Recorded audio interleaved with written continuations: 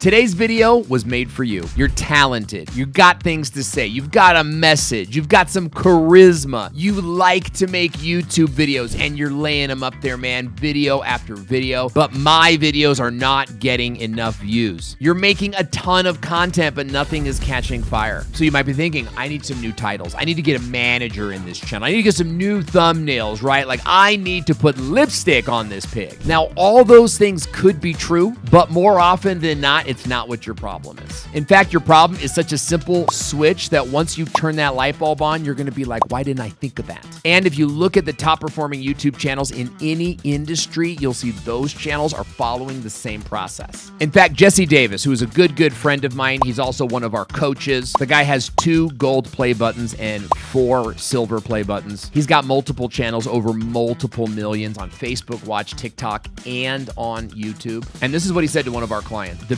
biggest thing I've ever seen to get your channel unstuck is a radical transformation.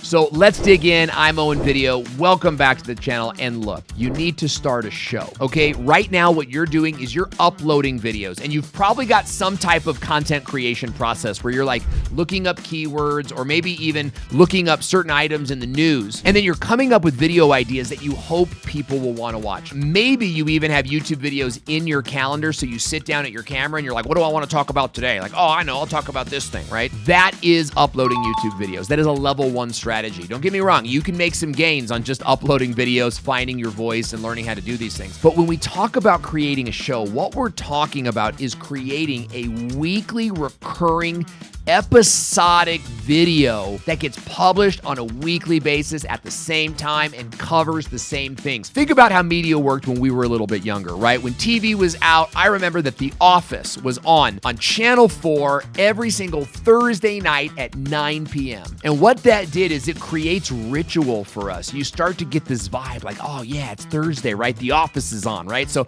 I'm gonna get through my work and I'm gonna get to see that today. Imagine creating that same vibe for your viewers, because A, you're creating content that you know they want to see. And I'm going to talk about that in just a quick second. Like, how do you know that they're going to want to watch this content? Okay. And then secondly, they're in a place where like, oh, I can't wait for, Jim to upload his show. It's a Thursday at 5 p.m. He uploads. I can't wait till that happens. When you have cadence in your delivery and every single week you're doing a thematic show that someone knows, oh, I get to watch a new episode in this adventure. Ryan Trahan, if you're familiar with him, he did this with the penny, right? You knew that he was going to upload another video in his adventure to go across the country with a penny. And as a business owner, you have this very unique opportunity to share your stories and to share the expertise that you bring to the table through episodic content that viewers actually want to see. And when you create a time frame for them, a publishing schedule, they'll know when they can come back and see the show, and they'll look forward to it. Now, in our company, we call these silos. When you upload them to YouTube, they become playlists. And a lot of the best channels out there are built on just one show,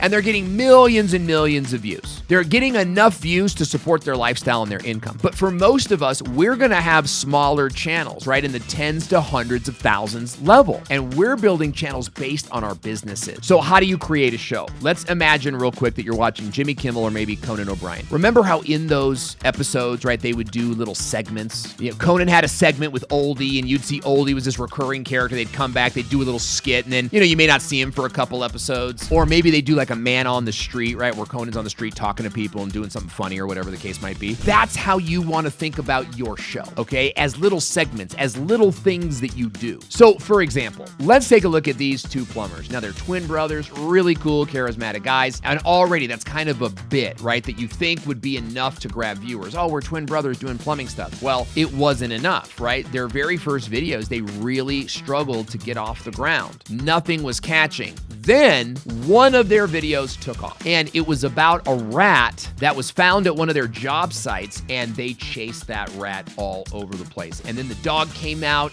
and grabbed it, and there was like this whole chase, and they edited it so well, it was just gold, and people loved it. So what did they do? They turned it into a show, a weekly recurring theme where viewers can say, I can't wait to see what rats they find this week. And that's when their channel blew up. So every episode was about rats, and that became their primary show that they were building. And here's the big win for them. They were able to now make less content. They weren't in this place of desperation where it's like, oh, we got to make a new one. That rat one did well. I wonder what we'll do next. No, the rat one did well. Do more of that. In fact, do only that and work on making that better and better and better and really building an audience out of that. So how do you find out which content is right for you? So when you're about to start on YouTube, or even if you're in this place where you're maybe at 1,000, 5,000 subs and it's just you're stuck, you're working really hard, I think it's time for you to implement a radical transformation and start a new show, start a whole new idea. Pick a topic theme and then build episodic content around that content thing. And it doesn't have to be part 1 and part 2 and part 3. It could, but I don't want you to think in those terms. I want you to think more like a matrix, like the graphic you see on your screen right now,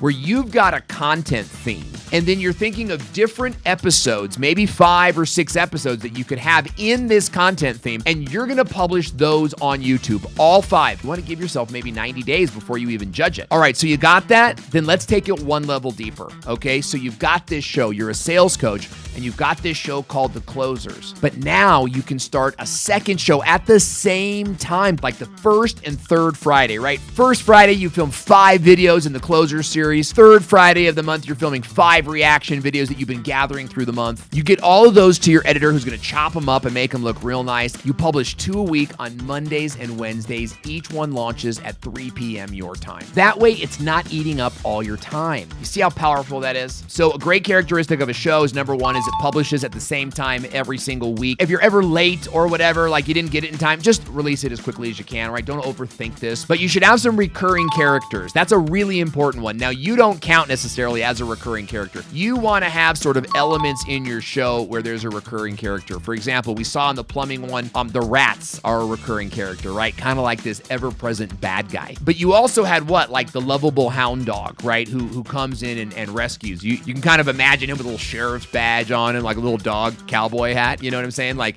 this is a great lovable character. Now, not everybody's going to have access to that type of stuff, but I had a real estate client and he had a show and he was covering beachfront property in Florida. So you can imagine the sights and the sounds of people in bathing suits at the beach. He actually had the phone on his desk the whole time. It was always there. And you're kind of wondering, like, what's that guy got that? Because like one of these Victorian phones, you know? And then all of a sudden he would be like, you know, like, oh, and look at that beachfront property. And he'd be like, you'd come back to him and be like, honey, can we move to this location? And he, you know, thank you, dear. It's like she said no, right? She always says no.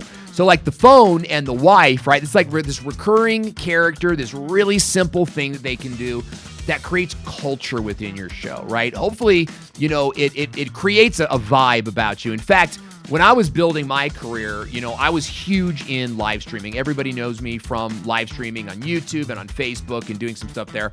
And I used to open up every show with a tagline sounded like this. Hey, everybody, welcome back to the show. I'm Owen Video. You can give me 5. That's right. Type 5 in the comment section now. That is how we say hello on this show. It feels a little old school now, but it definitely worked a ton back then. So find a way to create something that can recur in each episode that makes the viewer a part of the show. How-to is great content. You should do that. And that should be maybe your show, right? Like the how-to show with Andy, right? Or whatever the case might be, right? Every week you're showing a how to put in your sprinklers and how to do a plumbing thing. But here's what I would do is I would try to work that through a project, right? So, you know, how to install like a 5-part sprinkler system in the front yard, right? That's kind of the show. And you're going to do 5 or 7 episodes and you're going to cut those into individual episodes. I feel like you could do a whole episode on how to cut the grass. I really do. Just having experience in my own sprinklers, okay? Like you could do a whole episode on the right way to cut the grass so that it grows back correctly and without scarring, wherever the case might be. So how-to is good content, but it's not all your content, right? Because how-to is going to bring viewers into the channel.